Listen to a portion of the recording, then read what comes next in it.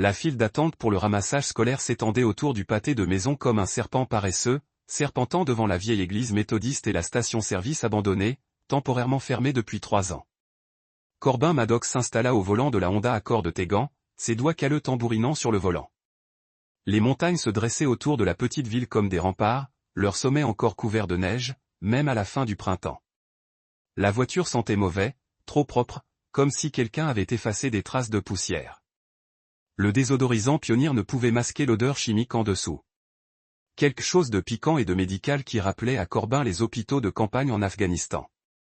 Il avait appris à se fier à son nez là-bas. Une odeur pouvait vous avertir d'explosifs cachés, de blessures infectées ou d'une transpiration intense qui signifiait que quelqu'un mentait. Son téléphone craqua. Le nom de Tégan apparut à l'écran, accompagné d'une photo. Il n'avait jamais aimé sa photo de mariage avec Dex, recadrée pour que son frère soit à peine visible. En retard, il répondit sans dire bonjour. Heureusement que tu pouvais venir la chercher. La voix de Tégan avait ce ton mielleux qu'elle utilisait quand elle avait besoin de quelque chose. La même voix qu'elle avait utilisée pour convaincre Dex de souscrire ses assurances. Je suis coincé chez le dentiste. Dévitalisation d'urgence. Corbin grogna. Il travaillait double au terminal de fret quand son appel arriva, guidant des semi-remorques à travers les quais de chargement et vérifiant les manifestes de chargement. Son superviseur, Morrison, n'avait pas apprécié qu'il parte encore plus tôt. Mais Violet passait en premier. Elle passait toujours en premier, comme Dex l'aurait souhaité. La voix de Corbin devint plus aiguë, perdant un peu de cette douceur artificielle. Tu es là? Je suis là. Fais juste attention à ma voiture, d'accord? J'ai fait des siennes ces derniers temps. Je faisais des bruits étranges. La ligne était coupée avant qu'il puisse demander de quel genre de bruit il s'agissait. Corbin fixait le téléphone, un frisson lui glaçant l'estomac comme un morceau de glace.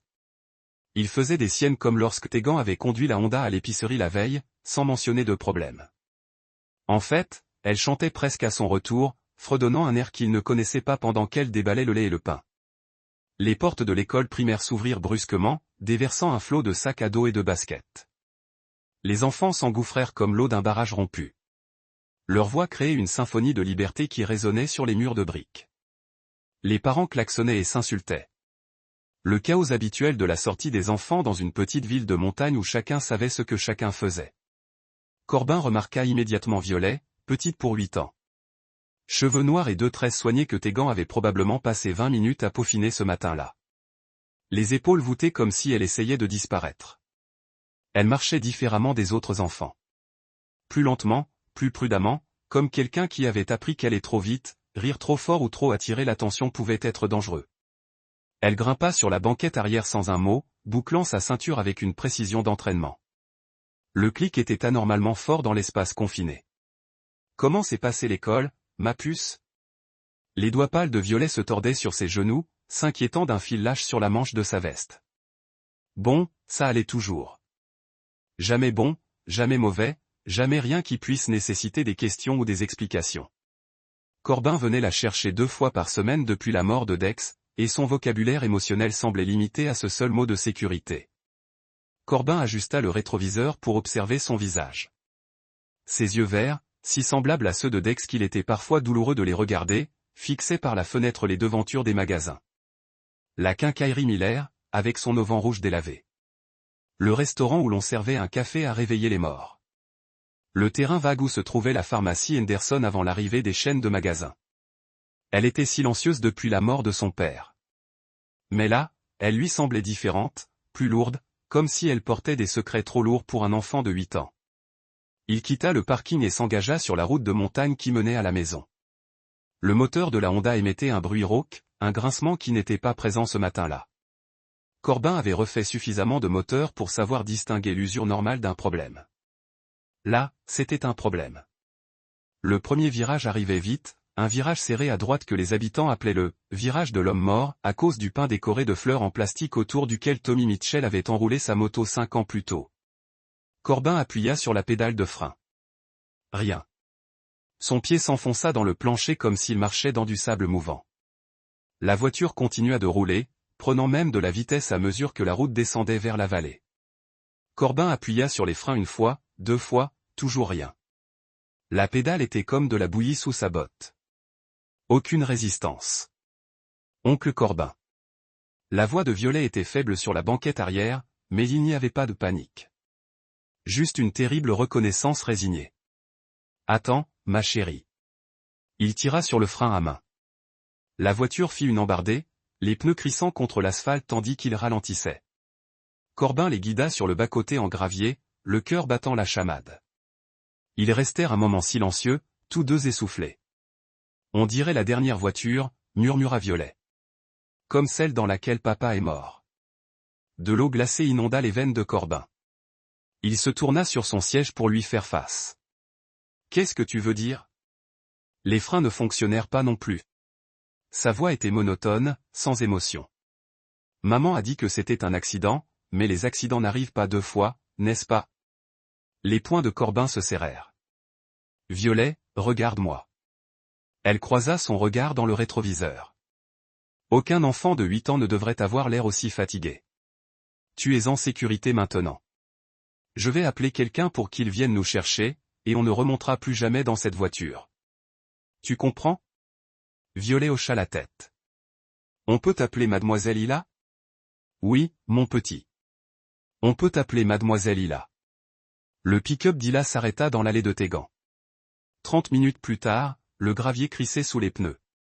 Corbin portait le sac à dos de Violet tandis qu'elle marchait à ses côtés, sa petite main agrippant sa veste avec une intensité déchirante. La maison paraissait paisible dans l'après-midi.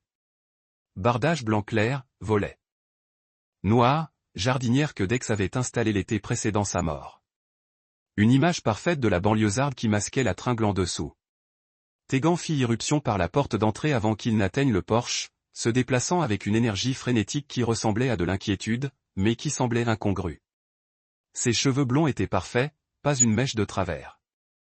Et son maquillage était impeccable, fond de teint, mascara, rouge à lèvres d'une teinte appelée « rose innocent », qui, selon elle, la rajeunissait. Pas de traces de soins dentaires, pas de gonflement, pas de gaz, pas de teint pâle comme celui des interventions d'urgence. Oh mon Dieu, que s'est-il passé? Où est ma voiture? Elle se précipita vers eux, mais ses yeux ne se posèrent pas sur Violet. Ils balayèrent d'abord l'allée du regard, à la recherche de la Honda, puis se posèrent sur Corbin avec quelque chose qui ressemblait peut-être à un calcul. Panne de frein, dit Corbin en observant attentivement son visage. L'amour de Mountain View Road a appelé le remorquage de Jimmy. Le visage de Tégan devint blanc, puis rouge comme si on l'avait giflé.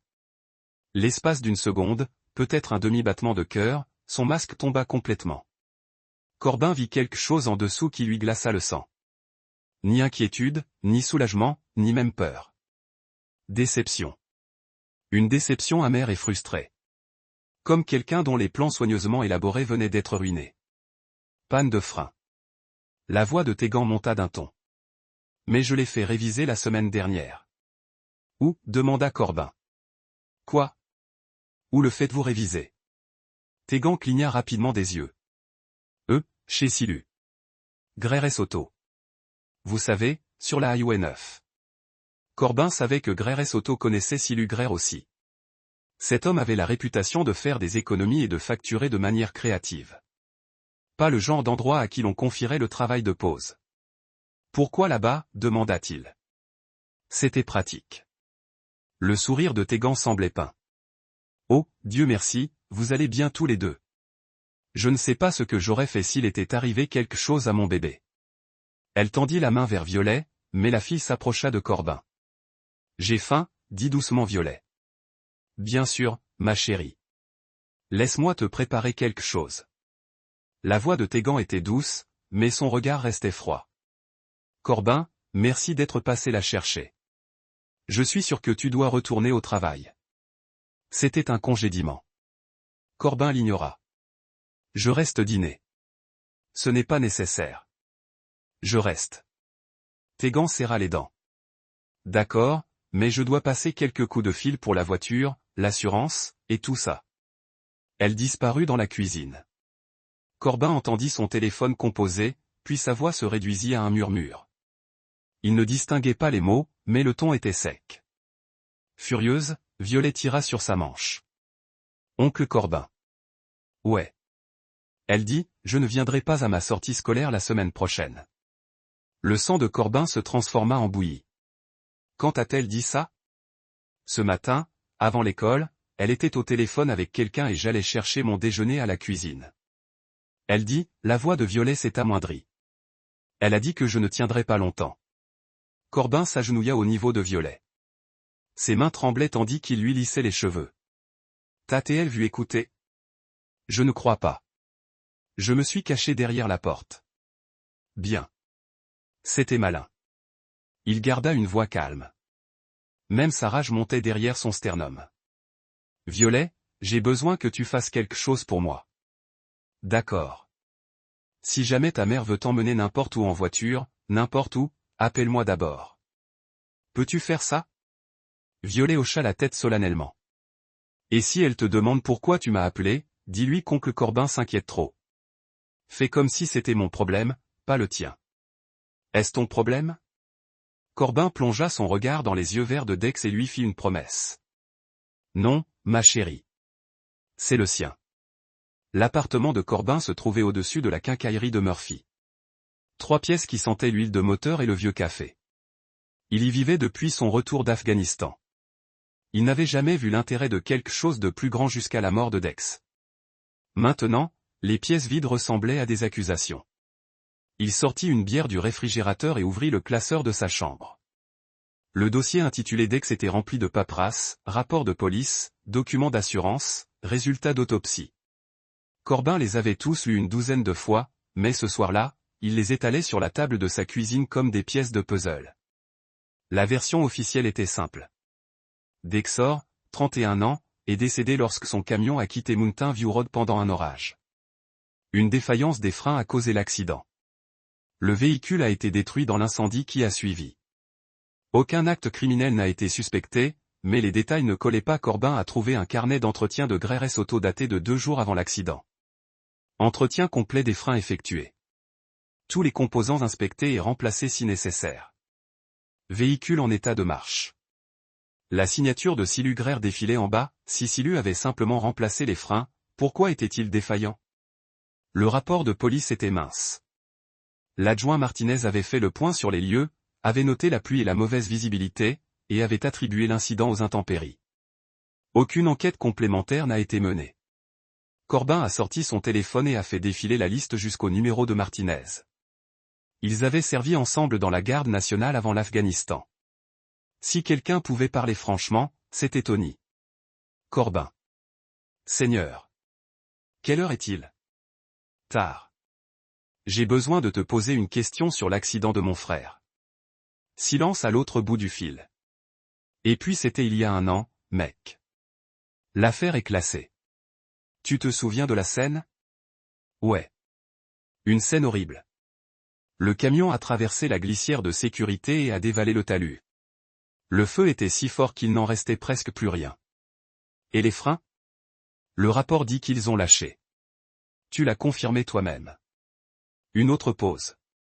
Corbin, où veux-tu en venir? Réponds simplement à la question. Le feu a détruit la plupart des preuves. Mais oui, les conduites de frein étaient sectionnées. On aurait dit des débris de la route. Il a peut-être attrapé un objet pointu en descendant la montagne. La main de Corbin se serra sur le téléphone. Coupe à moitié nette à travers la conduite principale, mais comme je l'ai dit, les débris sont probablement plus fréquents qu'on ne le pense sur ces routes de montagne. Tu prends des photos. Bien sûr que j'en ai pris. Mais elles sont dans un dépôt de preuves et je ne peux pas. Je ne te demande pas d'enfreindre le protocole, Tony. Dis-moi juste honnêtement. Est-ce que ça ressemblait à un accident? La ligne est restée coupée si longtemps que Corbin a cru que l'appel avait été coupé. Tony. Ouais, je suis là. La voix de Martinez était prudente. Écoute, la mort de ton frère t'a profondément touché. Je comprends, mais parfois, les mauvaises choses arrivent comme ça. Parfois, il n'y a personne à blâmer. Ce n'est pas une réponse. C'est la seule réponse que je puisse te donner au téléphone. La ligne est coupée. Corbin fixa son téléphone, puis les papiers éparpillés sur sa table. Peut-être que Martinez avait raison. Peut-être qu'il voyait une conspiration là où il n'y avait que tragédie. Mais les mots de Violet résonnaient dans sa tête. Cette voiture, c'est comme la dernière. Les enfants de 8 ans ne faisaient pas ce genre de lien sans avoir vu quelque chose. Entendu quelque chose. Corbin sortit un bloc-notes et commença à prendre des notes. Si Tegan et Silas préparaient quelque chose, s'ils avaient tué Dex et visaient maintenant Violet, il avait besoin de preuves. De vraies preuves. Du genre qui tiendrait devant un tribunal. Parce que quand il trouverait cette preuve, il allait les détruire tous les deux. Son téléphone vibra, un texto de Tegan lui parvint. Merci encore pour aujourd'hui. Je ne sais pas ce que je fais sans toi pour veiller sur nous. Corbin effaça le message sans répondre. Puis il ouvrit un nouveau message sur son téléphone et commença à écrire. Panne de frein sur la Honda de Tegan le premier jour. Violet mentionna l'ancienne voiture. Le camion de Dex avait le même problème. Tegan déclara une urgence dentaire, mais ne présentait aucun signe de soins dentaires. Nerveuse quant à la localisation de la voiture. Note, installer une surveillance. Se rapprocher de Violet. Découvrir ce qu'elle sait, qu'il avait sauvegardé le message et verrouillé son téléphone. Demain, le vrai travail commencerait 3 jours plus tard. Corbin était assis dans son camion devant l'école de Violet, le moteur au ralenti, observant le flot de parents et de bus. Il venait la chercher tous les jours depuis l'incident de la pause, invoquant des excuses différentes à chaque fois. Lundi, c'était un pneu crevé sur la voiture de Tegan. Mardi, elle avait une migraine. Mercredi, nouveau problème de voiture. Aujourd'hui, rendez-vous chez le dentiste pour un nettoyage préventif violent. Il raconta des choses de routine à la secrétaire de l'école. Les mensonges lui étaient plus faciles qu'il n'aurait dû. Mais il apprit ensuite à mentir professionnellement en Afghanistan, où une fausse vérité pouvait coûter la vie à des gens. C'était comme protéger des vies innocentes en contrôlant l'information. Violet monta sur le siège passager, son petit sac à dos serré contre sa poitrine comme une armure. Elle avait commencé à s'asseoir à l'avant dès le premier jour, prétendant mieux voir. Corbin soupçonnait que c'était en réalité parce qu'elle se sentait plus en sécurité près de lui et qu'il n'avait pas le courage de la faire reculer. « Comment c'était l'école » demanda Corbin. Même question que d'habitude. D'accord, mais sa voix était différente aujourd'hui. Plus faible, plus tendue, comme une corde trop tendue. Quelque chose ne va pas? Les doigts de Violet travaillaient sur la fermeture éclair de son sac à dos, une habitude nerveuse qu'elle avait prise depuis la mort de son père. Le bruit était faible et rythmé dans la cabine du camion. Métal contre tissu.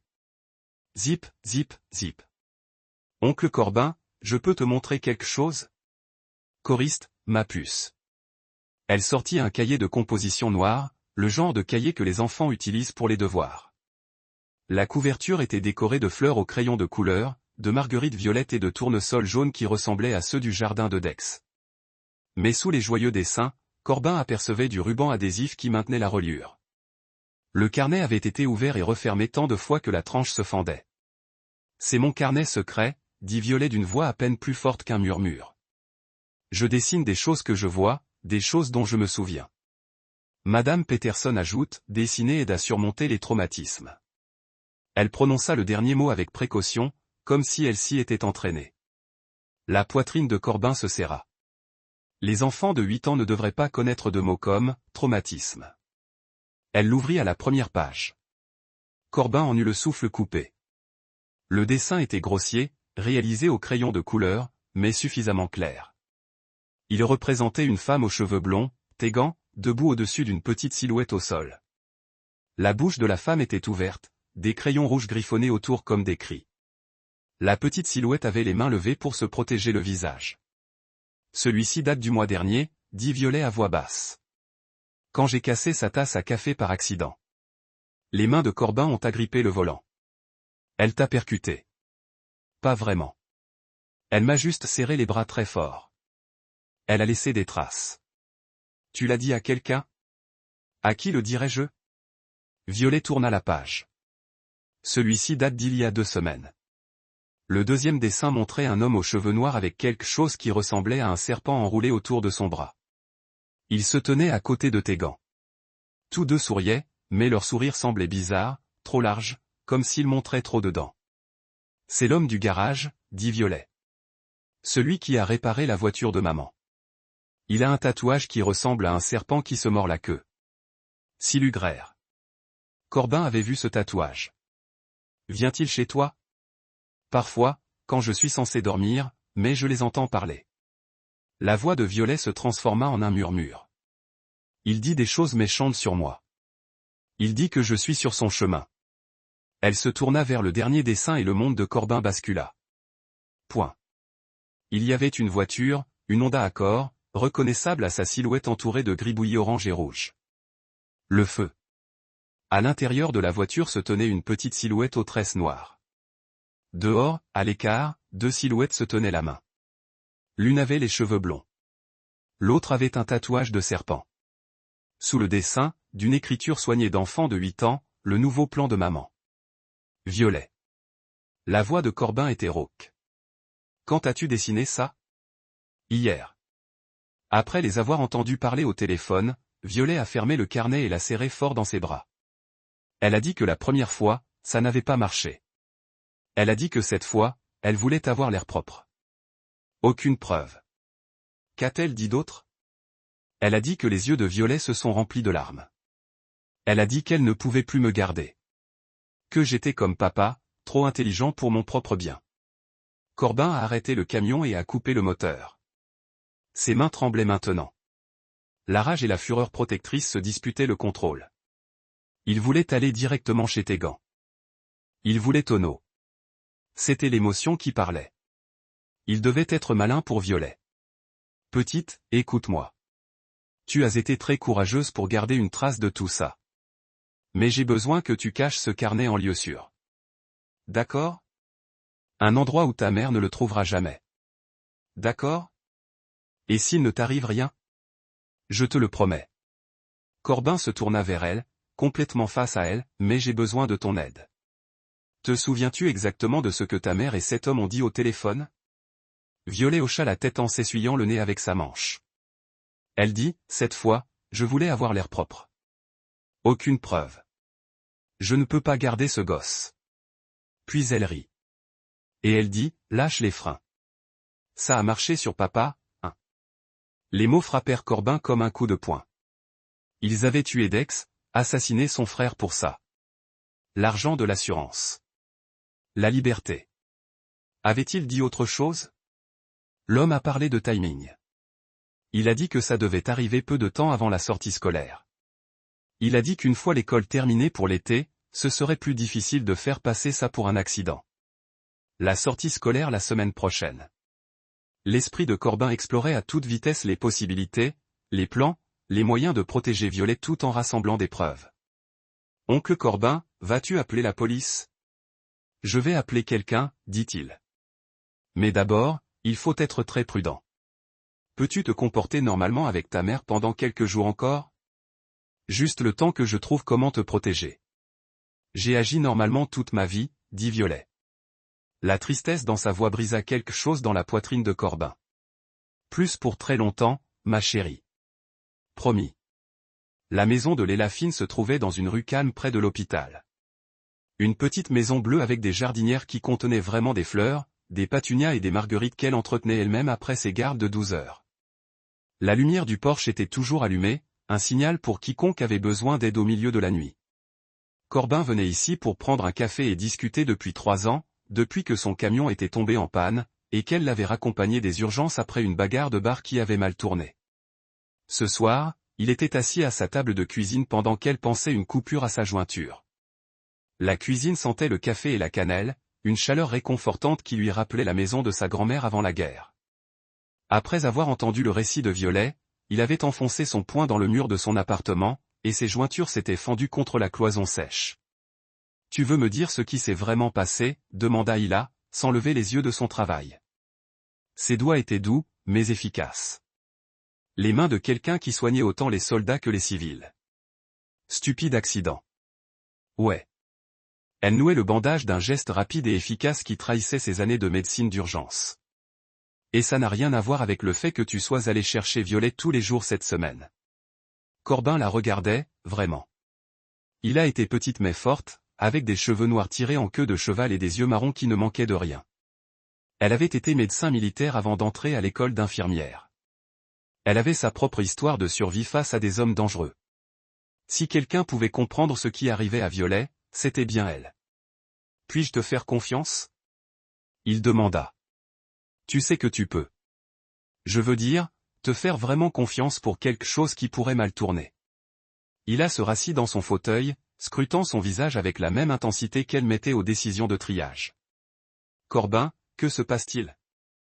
Il lui raconta tout. Les dessins de Violet, les appels entendus, ses soupçons sur la mort de Dex. Hila écouta sans l'interrompre, son visage se durcissant à chaque détail. Bon sang, dit-elle quand il eut fini. Pauvre gosse, j'ai besoin d'aide. De preuves. Du genre qui tiennent au tribunal. Que veux-tu que je fasse? Tu as accès aux dossiers médicaux, n'est-ce pas? Violet est allée aux urgences 2 fois ces 6 derniers mois. Des blessures légères, rien qui ne crie à la maltraitance. Mais peut-être qu'en y regardant de plus près, il a secoué déjà la tête. Je ne peux pas juste sortir les dossiers des patients. Corbin, c'est mon permis. Et si j'amenais Violet? Un bilan de santé. Tu aurais alors un accès légal pour un bilan de santé. Ouais, mais elle marqua une pause. En fait, ce n'est pas une mauvaise idée. S'il y a des blessures récurrentes ou si elle a été sur sédacier, les enfants sur sédacier qui sont drogués pour contrôler leur comportement les rendent aussi les plus faciles à gérer. Ça se voit dans les analyses de sang si on sait quoi chercher. Corbin hocha la tête. Quoi d'autre? Des preuves audio seraient énormes. Si vous pouviez les faire avouer ce qu'ils ont fait à Dex, j'y travaille déjà. Corbin sortit un petit appareil de sa poche. Je l'ai acheté hier. Support magnétique pour enregistreur vocal. Je pensais le mettre dans la voiture de tes gants. C'est de la surveillance illégale. Tout comme le meurtre d'enfants. Il resta silencieux un instant. Si vous vous faites prendre à poser ça, ce n'est pas seulement votre liberté qui est en jeu. C'est la vie de Violet. Tegan agira plus vite si elle pense que vous la traquez. Comme ça, je ne me ferai pas prendre. Il tendit la main par-dessus la table et couvrit sa main de la sienne. Corbin, je sais que vous voulez la protéger, mais vous ne pouvez pas y arriver seul. Et le shérif Price? Vous vous connaissez depuis longtemps. Alden est un brave type, mais il est dans les règles. Il faut suivre les procédures, monter un dossier lentement. Violet n'a pas le temps pour la lenteur. Elle n'a pas non plus le temps de te laisser arrêter pour avoir placé des dispositifs de surveillance illégaux. Corbin retira sa main. Alors, que proposes-tu? Soyons malins. Documentons tout légalement. On fait un bilan de santé à Violet et je recherche des signes de maltraitance ou de drogue.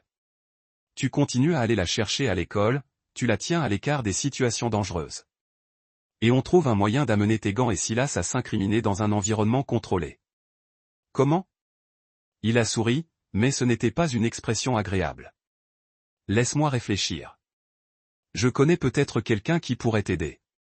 Le lendemain matin, Corbin était assis dans son camion devant Grey's Auto, regardant arriver l'équipe du matin. Le garage était une ancienne station-service sur la route 9. Tout était rouillé et le béton craqué témoignait de décennies d'utilisation intensive et d'entretien différé.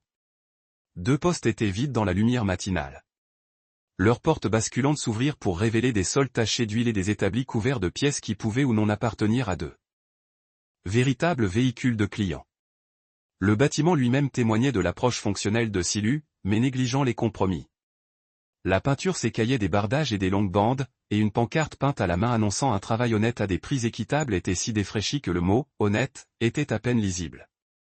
Quelqu'un doté d'un certain sens de l'ironie aurait pu trouver cela amusant.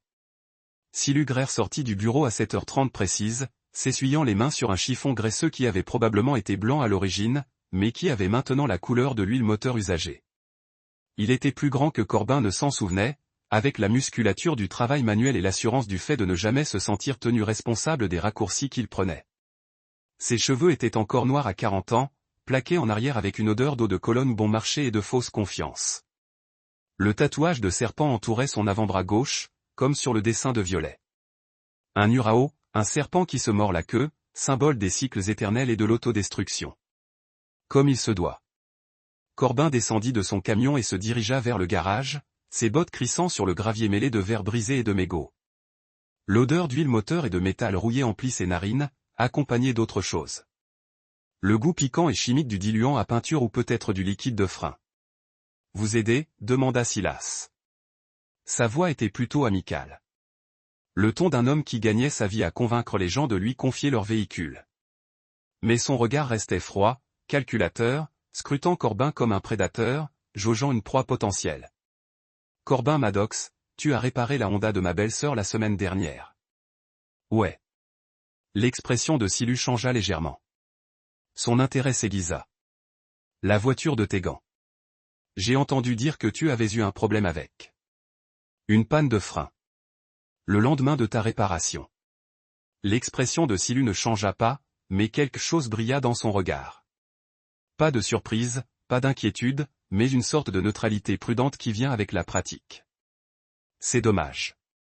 Parfois, avec ces vieilles voitures, on répare une chose et une autre se détraque. Comme les dominos, vous savez. C'est drôle avec les dominos, dit Corbin. Il faut bien que quelqu'un pousse le premier. Qu'est-ce que ça veut dire? Je me demande quel genre de travail tu as fait sur cette voiture. Silu s'approcha. Il mesurait 15 cm de plus que Corbin et pesait 23 kg. Tu m'accuses de quelque chose? Tu poses juste des questions? Eh bien, voici une réponse. La voiture de ta belle-sœur a été entretenue selon les normes de l'industrie. Si elle a eu une panne de frein après ça, peut-être qu'elle devrait apprendre à conduire sur ces routes de montagne comme mon frère a dû apprendre. La température entre eux a chuté de 10 degrés. Le masque amical de Silu est tombé, révélant quelque chose de laid en dessous. L'accident de ton frère a été une tragédie, dit Silas prudemment. Mais les accidents arrivent, surtout aux gens qui ne font pas attention où ils vont. C'est une menace? Un conseil d'ami. Ces routes peuvent être dangereuses, surtout pour ceux qui posent trop de questions. Corbin sourit. C'était le même sourire qu'il avait arboré en Afghanistan, juste avant que la situation ne dégénère. Je m'en souviendrai. Il fit demi-tour et retourna à son camion, sentant le regard de Silu sur lui tout le long du trajet. De retour sur l'autoroute, Corbin sortit son téléphone et appela le shérif Alden Price. Alden, c'est Corbin. Il faut qu'on parle. L'enregistreur était plus petit qu'une pièce de 25 cents, avec un support magnétique, assez puissant pour tenir sous un pare-choc de voiture sur les routes de montagne et par tous les temps.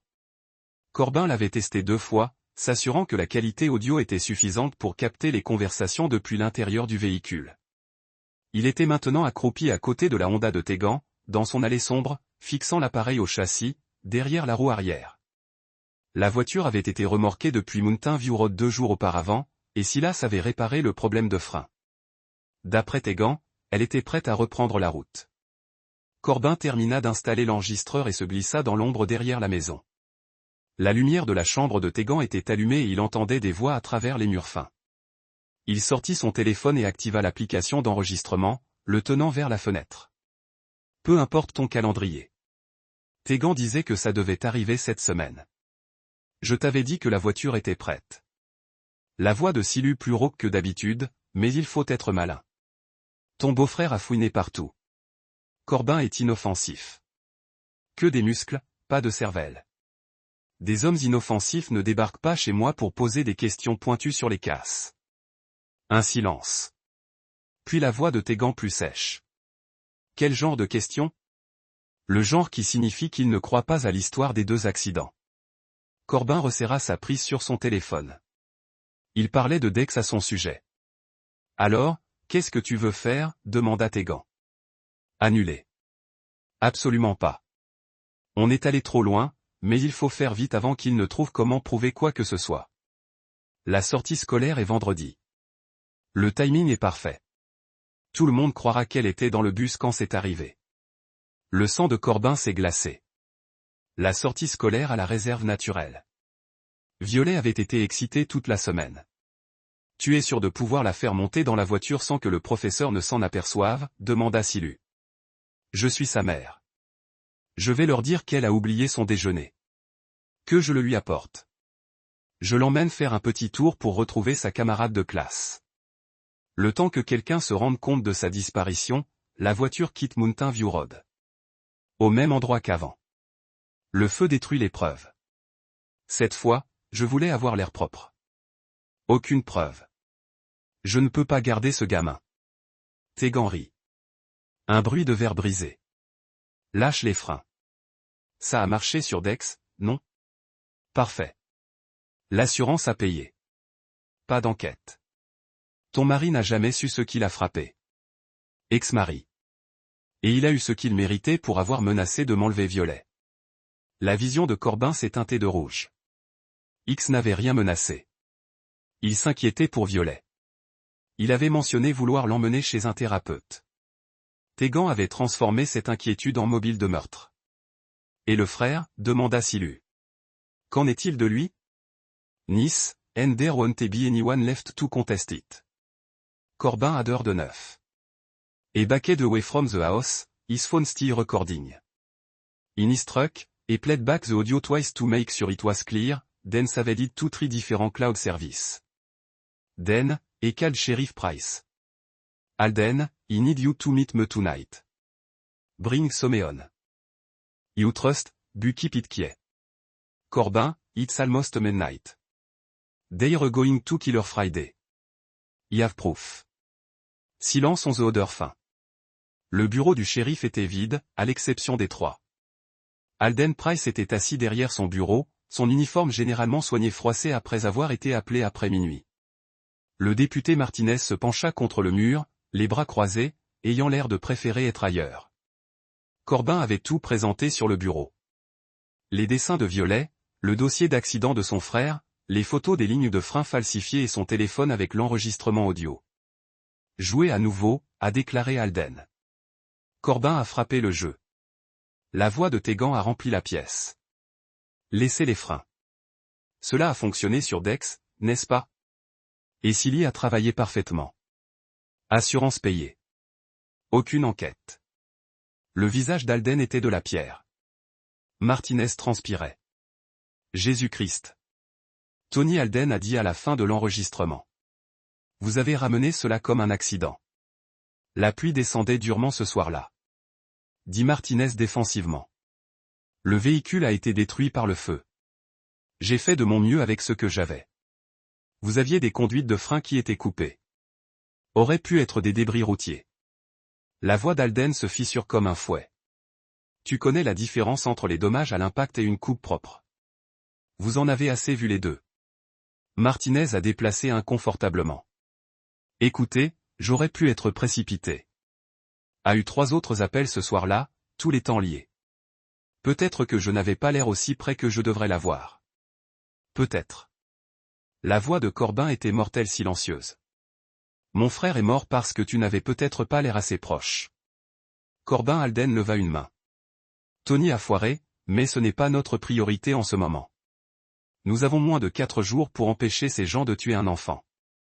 Il a ramassé le cahier de Violet, feuilletant à nouveau les dessins. C'est une bonne preuve, mais ce ne sera pas suffisant pour un juge. Témoignage pour enfants, enregistrement audio obtenu illégalement.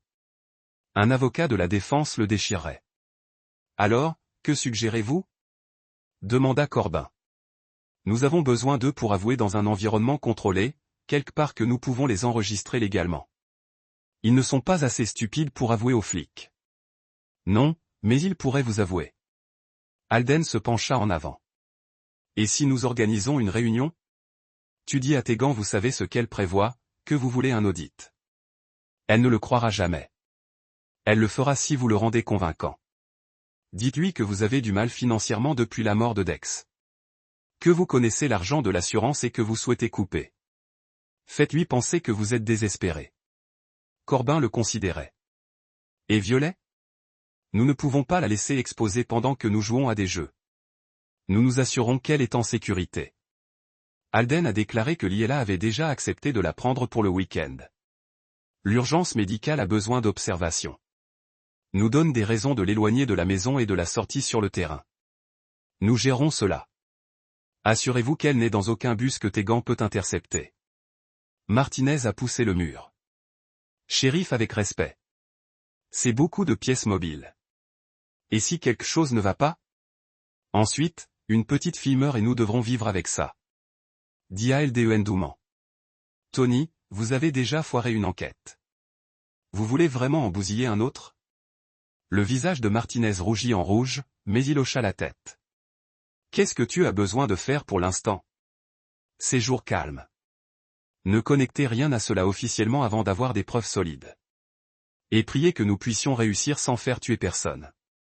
Alden se retourna vers Corbin. Vous êtes sûr de pouvoir vendre ceci? Faites-lui croire que vous êtes prêt à laisser un enfant mourir pour de l'argent? Corbin pensa au dessin de Violet, de sa petite voix disant qu'elle agissait normalement toute sa vie. À propos du camion de Dex brûlant au fond d'un ravin de montagne. Ouais, dit-il. Je peux le vendre. Jeudi après-midi, Corbin était assis dans son camion à l'extérieur de l'école primaire, regardant les bus se charger pour la sortie sur le terrain de la conservation de la nature. Violet était censée être dans le bus numéro 3, mais elle était en fait à 20 mètres dans la clinique d'Iella en obtenant un contrôle de bien-être complet qui la garderait en sécurité jusqu'à la fin. Son téléphone a sonné. Tegan Corbin, Dieu merci, vous avez répondu. Je suis à l'école, mais Violet n'est pas là. Ils ont dit que Iella l'avait récupérée pour une sorte d'urgence médicale. L'appendice effrayant, a déclaré Corbin, gardant sa voix décontractée. Iella voulait effectuer des tests. Assurez-vous que ce n'était pas sérieux. Elle garde du Violet du jour au lendemain pour l'observation. Pourquoi quelqu'un m'a-t-il appelé? Je suis sa mère. Il a essayé. Dit que votre téléphone est allé directement à la messagerie vocale. Une pause. Corbin pouvait pratiquement entendre Tegan recalculer ses plans. Où sont-ils? J'ai besoin de voir ma fille. Médical régional, mais Iella a déclaré aucun visiteur tant que les tests ne seront pas effectués. Quelque chose sur le risque de contamination. Une autre pause. Plus longtemps cette fois. C'est un timing très gênant, a déclaré Tegan. Ouais, eh bien, les enfants tombent malades quand ils tombent malades, je suppose. Eh bien, je suppose que je vais juste devoir attendre. La ligne est morte. Corbin sourit sinistre mais compose la vitesse Alden. Elle a pris l'appât. Il est temps de régler le crochet. 1 heure plus tard, Corbin a frappé à la porte d'entrée de Tegan. Elle a répondu rapidement comme si elle attendait près de la fenêtre. Un mot de l'hôpital, elle a demandé. Violet va bien. Fausse alarme, mais nous devons parler. De quoi? À propos de ce que vous et Silas prévoyez vraiment. Le visage de Tegan est allé soigneusement vide. Je ne sais pas ce que vous voulez dire. Bien sûr. Corbin la passa devant le salon. Je connais les polices d'assurance. Je connais les lignes de frein. Et je connais les decks. Pendant un instant, Tegan le regarda juste. Puis elle a fermé la porte et s'est appuyée contre. Policy pay out. Tegan S. Eisner Road. Why would he trust you? Because you don't have a choice. I've got enough evidence to bury you both. But I'm willing to forget what I know if the price is right. How much evidence? Corbin pulled out his phone and played a snippet of the recording just enough to let her know he had it. Tegan's face went white. You recorded US. I record everything these days. Never know when information might be valuable. Tegan was qui est fort à long moment, pensait. A sorti son propre téléphone. Silas, venez maintenant. Nous avons un problème qui pourrait être une opportunité. 20 minutes plus tard, Silas a frappé à la porte. Tegan l'a laissé entrer. Et il a jeté un coup d'œil à Corbin assis dans le salon comme s'il possédait l'endroit. Que fait-il ici? Il sait. Tegan a dit simplement que la main de Silly se déplaçait vers sa veste. Mais Corbin secoua la tête. Je ne le ferai pas. Cette conversation est enregistrée par des gens qui savent où je suis. Quelque chose m'arrive et vous aurez des problèmes plus importants qu'un enfant mort. Que voulez-vous? Demanda Silly. Il veut. Tegan a dit 50%. Comme l'enfer. Pensez Y. Corbin a déclaré 3 façons de diviser l'argent au lieu de 2, mais aussi 3 alibis au lieu de 2. Je peux vous placer tous les 2 ailleurs lorsque l'accident se produit. Rendre l'histoire plus solide. Silly regarda Tegan. Comment savons-nous qu'il ne nous allumera pas plus tard?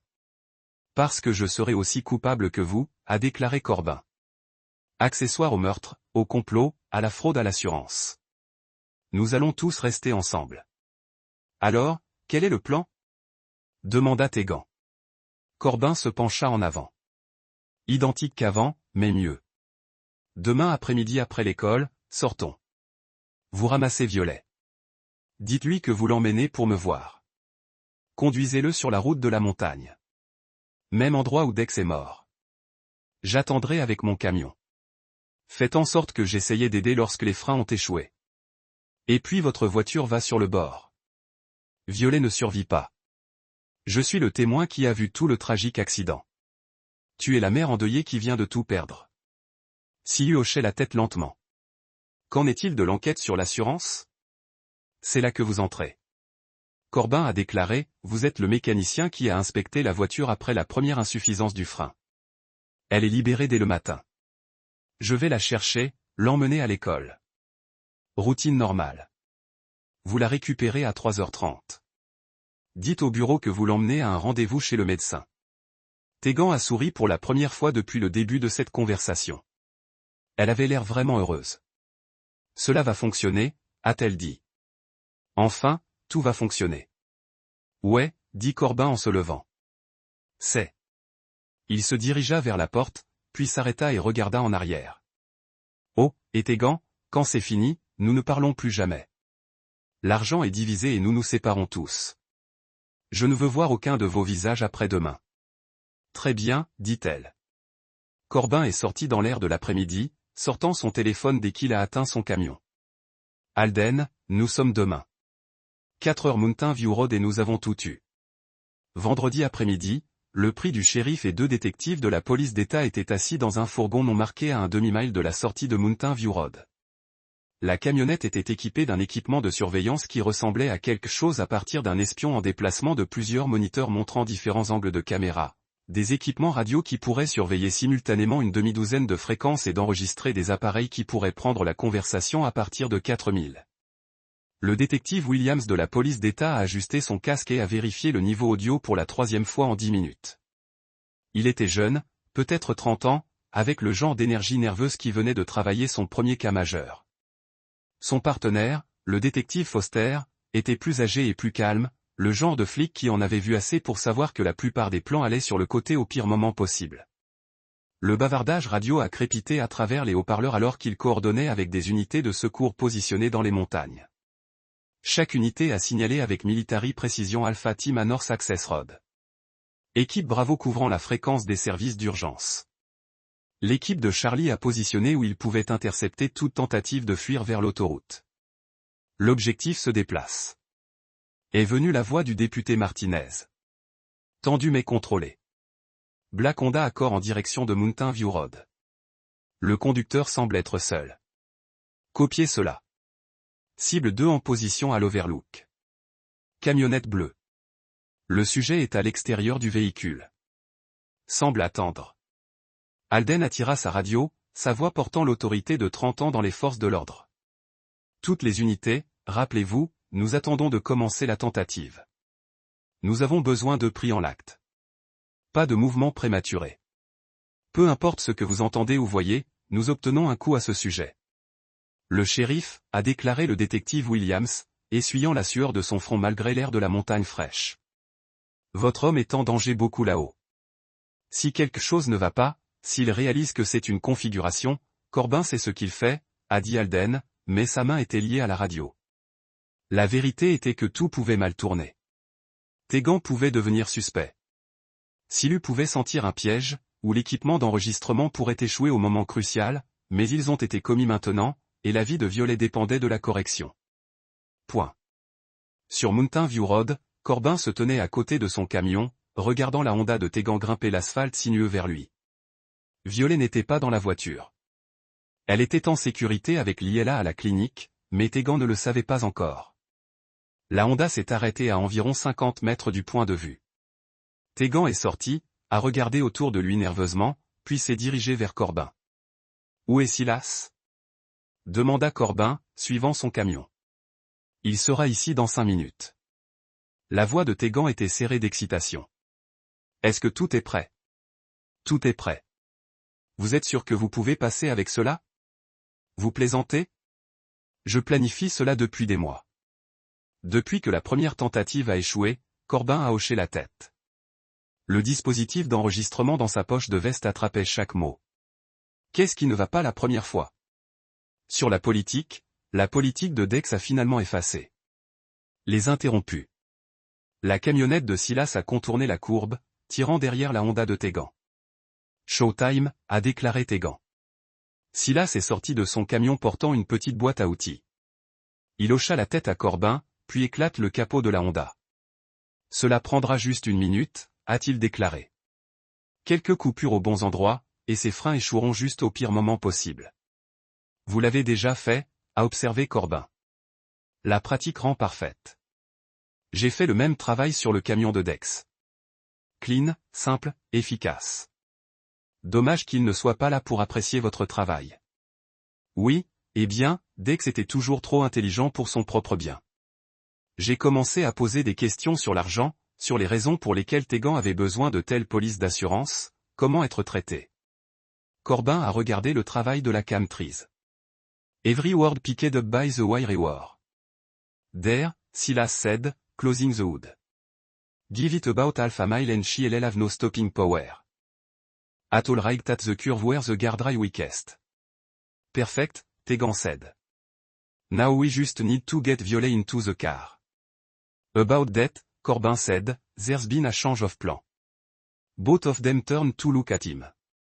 Tegan's smile faltered. What kind of change? The kind où vous êtes tous les deux en état d'arrestation. Côté montagne à travers une mégaphone. Ceci est le département du shérif. Personne ne bouge. Des policiers ont émergé des arbres, des armes tirées. Le visage de Tegan est passé de confus à terrifié dans l'espace d'un battement de cœur. Toi fils de A, elle a dit. Vous nous installez. Ouais, je l'ai fait. Tout comme vous l'avez dit de mon frère. Silu a coulé pour son camion, mais 2 soldats de l'État l'ont attaqué avant qu'il ne fasse 10 pieds. Tegan se tenait là à regarder son monde s'effondrer. Où est ma fille? Elle a demandé. Sûr. Ou vous ne la toucherez plus jamais. Le député Martinez leur a lu leur droit tandis que les détectives ont traité la scène.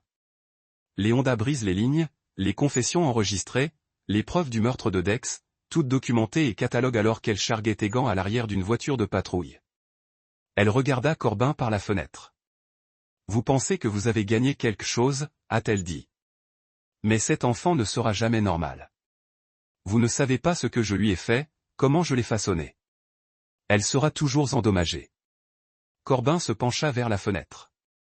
Peut-être, mais elle sera en vie pour y travailler, et elle saura que quelqu'un a combattu pour elle. Les voitures de patrouille ont disparu sur la montagne, laissant Corbin seul avec le prix du shérif. En faire d'une chose, a déclaré Alden. Ça va bien y arriver? Que se passe-t-il maintenant? Corbin a regardé la vallée, pensant à une petite fille aux yeux verts et à un cahier plein de dessins terribles.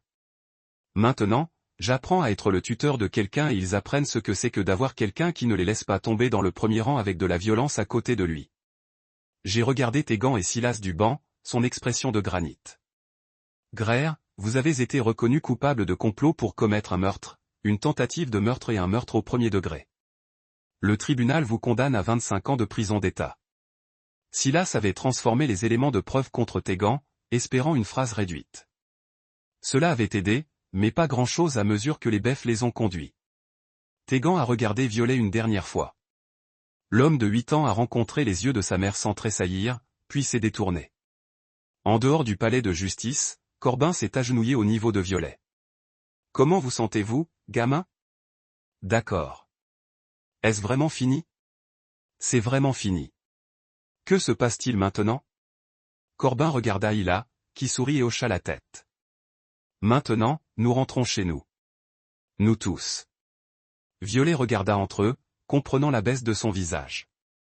Nous tous. Si cela vous convient, a dit Hila.